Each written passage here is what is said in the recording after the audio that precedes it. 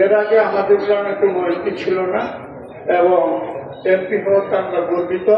এই রূপসী গ্রাম বাঞ্ছারাপুরের মধ্যে একটা শিল্প, তাঁত শিল্পে প্রতিষ্ঠিত একটা অঞ্চল।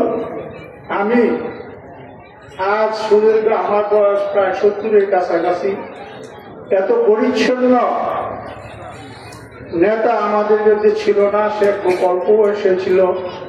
তার অনুসরণে আমাদের আজকের প্রধান অতিথি মেহেদী হাসান পলাশ, তার অনুসারী হিসাবে আমাদের বাঞ্ছারামপুরের বিএনপির নেতৃত্ব হাতে নিয়েছেন।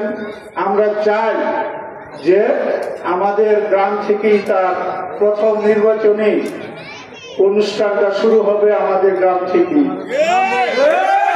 আমি আল্লাহর রহমতে বলতেছি যে আমি যেটা দেখেছি, আমি সুদীর্ঘ অনেক বছর যাবতীয় ছাত্র জীবন থেকেই আমি বিএনপির সাথে জড়িত। অনেক নেতাকর্মী দেখেছি, আমি পলাশ এবং সুজনের মধ্যে পার্থক্য দেখি।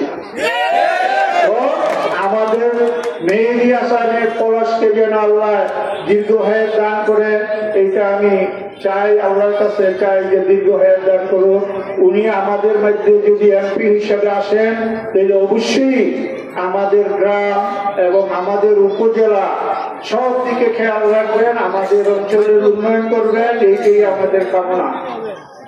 তো আমাদের একটা দাবি আছে, আমাদের বাঞ্ছারামপুর থেকে অনেকে বদনাম করতেছে বিএনপি, যেমন চাঁদাবাজি এবং আপনার মাদকের ব্যাপারে আমাদের দেলোয়ার হোসেন বলছেন এইটা, এই যে মাদকের ব্যাপারে অবশ্যই অ্যাকশন নেবেন। আমরা এখন হয়তো ক্ষমতায় নাই, কিন্তু এরপরেও আমি আশা করি পলাশ সাহেব এটা পারবেন, কিছুটা নিয়ন্ত্রণ করতে পারবেন। আর যদি ক্ষমতা আসে তো অবশ্যই পারবেন, 100% পারবেন।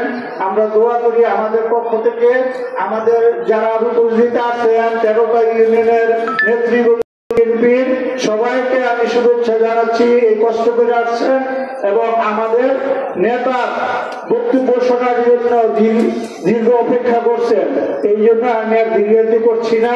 আমাদের জন্য সবার জন্য দোয়া করবেন, আমাদের দলের জন্য দোয়া করবেন, সবাই আমাদের দলকে সাপোর্ট করবেন ইনশাআল্লাহ। এগুলি আমার বক্তব্য শেষ করছি।